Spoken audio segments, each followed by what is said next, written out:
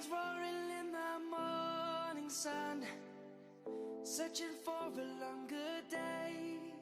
Today I and hopefully we are going to talk to you about weeks, I think it's 9, end of 9, 10 and 11, which is where I am now.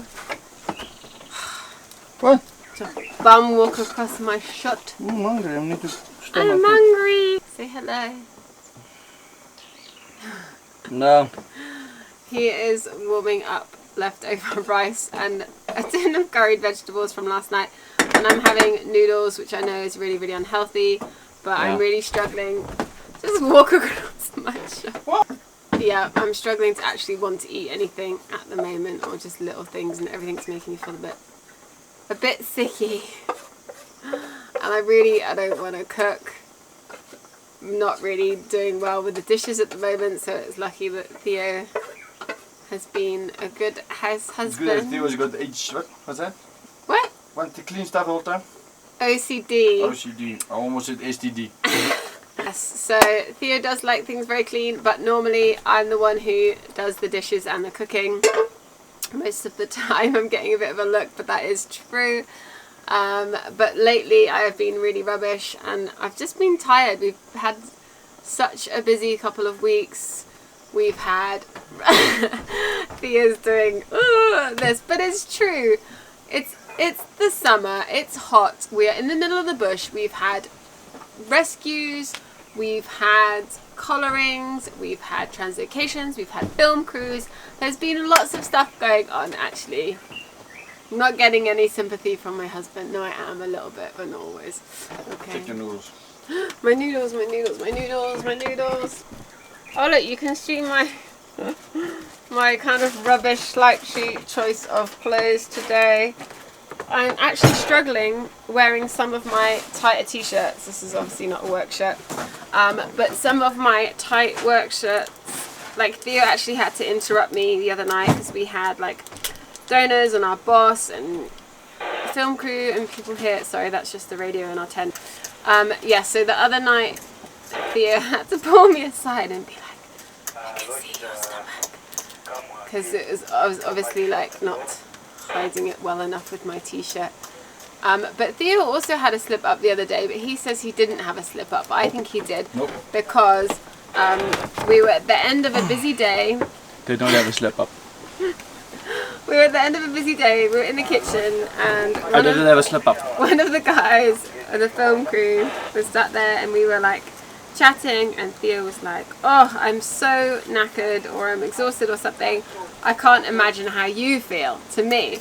And I went, and then Rian, who was the film guy who was here, said, why would she be any more tired than you? And then Theo said, because she works twice as hard as me, which I think was quite a good save. Again, sorry about the radioing in the background. You have to make sure that we know what's going on, even if we are on a day off. You need to know if there's any dramas going on. Yeah. You talk now. Talk about one. The last couple of weeks. Oh, I almost died. Yes, he did almost die.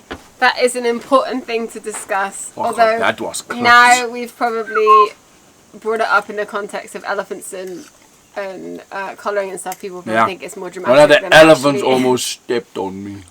No, it didn't. Mutansi David. The little baby almost stepped on you. Yes. Little 2-month-old baby Yes. nearly stepped on Theo. Yes. No, actually don't joke, because there's so many times I think an elephant would step on you. We came back to grab some late breakfast. Theo was eating granola with like big banana chips. And then he just started like... Not. I choked. Not. Yeah, but I didn't obviously know straight. I choked. He did not do the universal choking sign, but when I realised that he was choking, he like got up and walked away from me, and obviously I wanted to do the Heimlich maneuver. Yeah, that small body doing Heimlich maneuver on me. Good luck with that. But he just kept walking away, and I was like, let me do something. And he kept going, like this to me. I'm like, what the hell? And then eventually, after it seemed like ages, because I was like, oh my god, what the hell? And he actually then let me do something because he just went like this. So then I just kept slapping his back, and it, like, I wasn't sure if it was actually doing anything, and then it did, and then he was like coughing for ages after, and it like scratched his throat or whatever. But I told our head cook about it at camp, and he said, oh, Mr. Theo, he refused first aid, and he did refuse first aid, but we were also chatting to someone else saying like it's a natural reflex when you reflex. That's not right. Reflex. It's a natural reflex when you choke to actually like walk away, and because you think you're going to make noise and you just want to be private. So basically I should have just ignored Theo, grabbed him, and just do what I wanted to do. Ooh. Okay, where were we again? Soy pieces. Morning, it's the morning of the colouring today. Hopefully it will all go okay. We're colouring 5 of the elephants. We've got a whole team here, 8 people per elephant. So hopefully it should all be fine, but we'll see. So we were a little bit worried because one of our... You're out of shot. I know. Okay, I'm just going to own it then. I'm in shot. We were a bit worried because one of our vets was ill. We were aiming to colour 5 elephants at once. But even before one of the vets was ill, we decided that we usually have 8 people per elephant. So they're on like breathing, heart rate, temperature, collar fitting, data, samples, you know, everyone's like got a job on each elephant. So yes, we decided to do 3 elephants first and then 2 elephants, and we chose Mosi and Maramba and Rafunza to do first because they're kind of the older ones and they're a little bit more difficult, should we say. Like, they're not as calm as Palmvu and Muso. So we decided to leave those in the side paddock first, after we'd taken all the other elephants out, of course. We were kind of worried. The reason we wanted to do Rafunza in the first group was because we thought that if he saw the other ones being darted, then he would start screaming and making noise, and then Chama would come and try and break down the door and come back into the boma, because in the past when we darted Maramba, who she doesn't even like, she like came thundering back and like Rachel had to jump through the fence. Yeah, we got the rest of the elephants out, and it was just bad timing that she just was going out of the gate, and then she just twigged and Maramba full. She would have gotten that on shot. They would have been hilarious. She came rushing back, and she stood over Maramba really protectively, and everyone had to run, and we were like, you don't even like him. So we were kind of worried about Rafunza and how she would react. She actually didn't at all. Useless. Surprisingly, I think it's because she's got her own baby now. So it all went well, apart from I was on Maramba, and I was we had less people, so I had to do the data and the breathing rate. Can I go and continue washing dishes? Okay. Okay, she can explain to you guys about the colouring. I'll shout from the background because my water's getting cold. He's doing his husbandly duties. Yeah. Maramba's breathing kind of dipped quite. So we record the number of breaths per minute, but also you have to look at like how strong they are. And his went from being kind of quite strong to being like 4 and quite shallow. So I got really, really nervous. Rafunza and Mosi were the other side of the paddock, and we were with Maramba by the paddock gate. And the point that his breathing went down, I think the vet had gone, Dr. Innocent had gone to just check on the other 2, because he was like the lead vet of everything. And then the breathing dipped, and I was like, Dr. Innocent. Like, oh no, I probably didn't say Dr. Innocent. I probably said, hey no, come back here, Maramba's spa. And I was really worried about it, so then I kind of rushed back, and then he like tapered the reversal a bit, so gave him a bit of the antidote for the M99, and like a tiny bit, and already like his breathing immediately improved, and his like legs started to fidget. And then everyone got a bit worried, because obviously if he's going to come around quickly, he's by the gate, The other two are the other side. He's probably the worst one to get up first. And then it meant everybody had to rush. So everyone had to put the collar, like, quick, finish. We need to finish up. We need to finish up. So it was a little bit more rushed than we would have ideally liked it. But I'd rather that than anything happen to him. So I'm glad that the vet did put the reversal in straight away. Then we kind of quickly moved to darting Panvu and Musso, which went okay. Like, they were both really fighting the drugs though after they got darted, and Panvu was like, nope, and like stretching his legs out, like, nope, fighting it. And Musso was pretty much like eating to the end, like eating, and then still had like food coming out of his mouth. It was a lot easier to do that because we had a lot more people. There's only 2 elephants.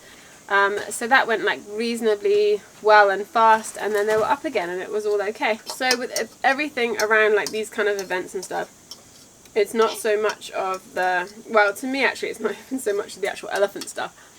It's all the people on camp and making sure they're okay, making sure we've got enough like tents and bedding for them, cooking for them.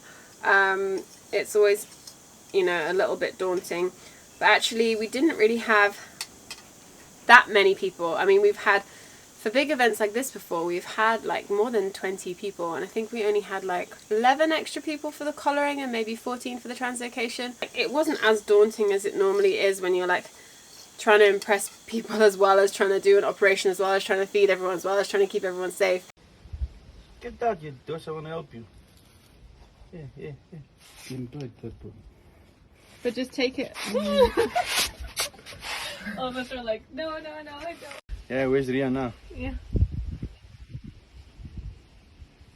So what is he? I don't know, I can't properly tell. He's a yellow-bellied black snake. Also, last week or so, I shared a picture of a snake, and only a couple of people answered me, and normally like lots of people know who snakes are that I post. What snakes? Which snake it is? Which snake it is? Sorry, I'm getting schooled on English by Theo, which is, if you know him, it's a surprise. Yeah, so not many people knew which snake it was. Yes. But I put it on a Zambian snakes group yesterday, where they've got lots of kind of experts on there, and they're all very excited because it's quite a rare snake apparently, especially in Kafue National Park, and it was a Kalahari purple glossy snake apparently. So yes, exciting. The next thing to talk to you about is the translocation. So this one I was a little bit more nervous about than the collaring. I don't know why, I guess because it's like a longer thing. More people were here. I had like 2 research studies going on around it, like the normal behavior observation study and then another study. But oh no, sorry. In the rain. Trying to film the Ellies and keep the camera equipment dry. Yeah, fun. This time we weren't actually on the loading side at Lalai. We got a WhatsApp from Rachel when she was out of signal, which came through when she just got onto the tar road near Tiji, saying that one of the vehicles was struggling and could he and Davison come out to potentially like put the people in his car and then sort the vehicle out and blah blah blah. So they also wanted him to escort the truck back through the bush, just because the roads are a little bit dodgy. They changed a lot. Luckily they arrived before the night time, not even before the night time, but before the other elephants came in, which was really useful, because it's just a lot more stress trying to, for all of the elephants people, trying to unload 2 new elephants while the other elephants are kind of running around in the boma wondering what's going on. So it was good that we had time to get them in and settled before then the rest of the orphans came back for their evening. Makaliva had a really kind of struggle along the way. She didn't feed very much. I think the one time she did take something, she like sprayed it right back at Liz. And she was a lot more stressed than Kasewe, and everyone thought Kasewe would be more stressed. Was it 10 hours? Yeah, 10 hours. Yeah, so They took a bit of coaxing to get off of the truck by the keepers and milk bottles.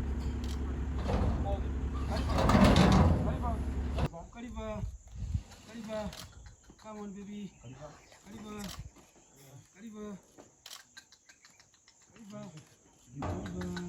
Alright, open up the other one as well. Alright. Yep.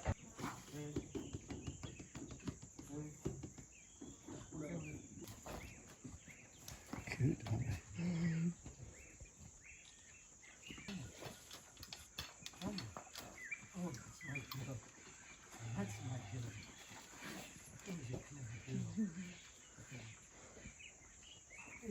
And then finally, when McAleaver was off, she was like playing with the sand and a lot kind of happier.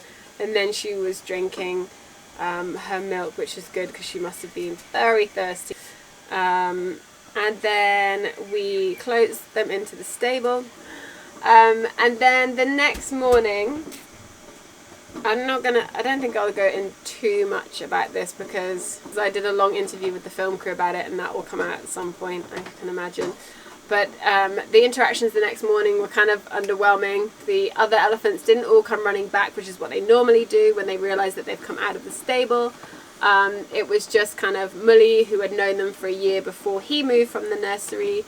And then Muso and Panvu and Muchi kind of came back to investigate. But the others didn't really pay that much attention, especially Chama, which is really weird. Short story is the interactions were very interesting at lunch. I can go more into behaviour in another video because Theo's obviously bored of me talking about it now. Yeah, this just sounds like a gramophone playing.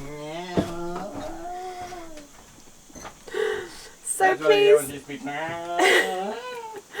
please comment below if you would like to hear me talk about elephants and behaviour more, and I can tell Theo to stick it. On my notes that I've written to talk about is that I'm being a bit hot and pathetic. I am being pathetic. So for the last couple of weeks I've been a bit pathetic and just tired, and I think probably my research assistant thinks I'm just because I'm always like, I'm hot, I'm not feeling very well, I'm hot. So I can't actually wait until next week when we have the scan and I can actually tell her that I'm not just pathetic. There's kind of reasons why I've been acting like I've been acting. Thank you for listening. Subscribe to my channel. And I'm finally stopping talking. Woohoo! I'm stopping talking, but I've not stopped videoing. Hello, house husband. Yeah. So this is where all the noise has been coming from. In our little kitchen area with a lot of dishes. This is our termite mound.